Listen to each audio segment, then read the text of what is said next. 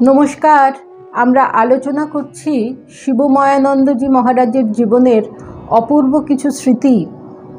1975 সাল স্বামী জ্যোতিরূপানন্দজি, স্বামী শুভেদানন্দজি এবং শিবময়ানন্দজি মহারাজ পায়ে হেঁটে আটপুর হয়ে জয়রামবাটি কামারপুকুর দর্শন করে আবার পায়ে হেঁটেই ফিরে আসেন।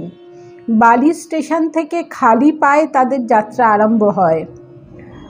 সুমেধানন্দজির মাথায় পাগড়ি, হাতে লাঠি, জ্যোতিরূপানন্দজির হাতে কমণ্ডল আর স্বামী শিবময়ানন্দজির কাঁধে কম্বল।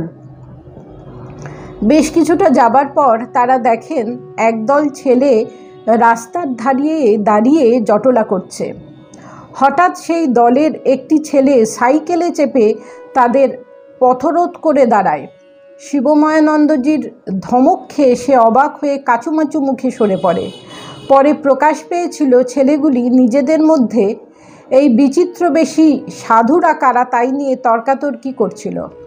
শেষে চক্ষুকর্ণের বিবাদ ভঞ্জনের জন্যে একটি ছেলে সাইকেল নিয়ে দেখতে এসেছিল।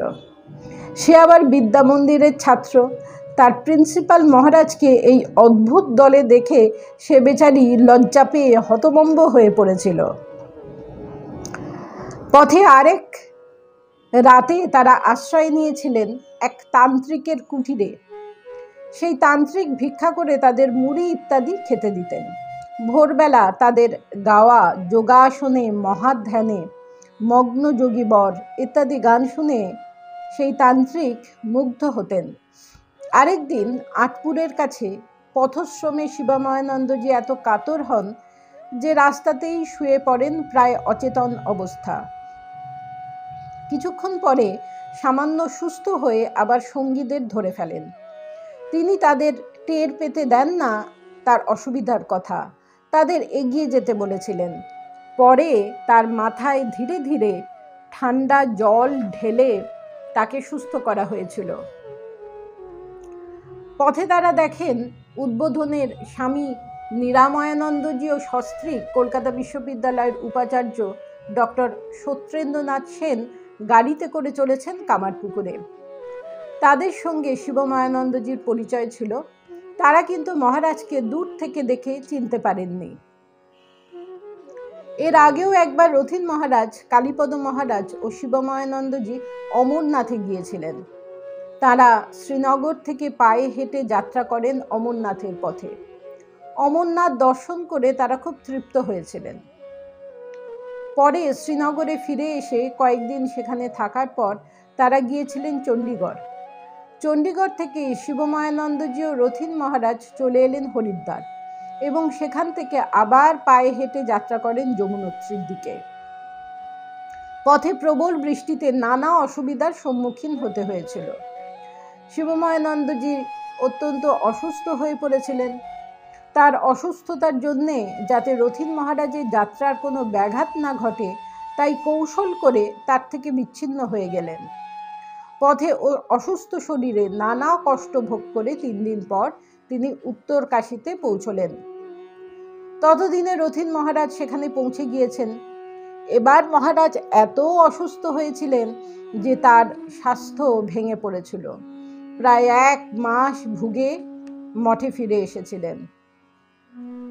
সে সময় তার ফিরে আসার পাথেও পাঠিয়ে দিয়েছিলেন স্বামী প্রথমানন্দ প্রীতি মহারাজ।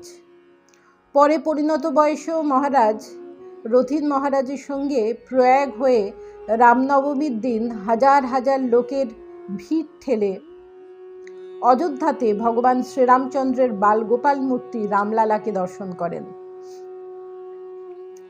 শাস্ত্রপাঠেও তার ছিল অনুরাগ।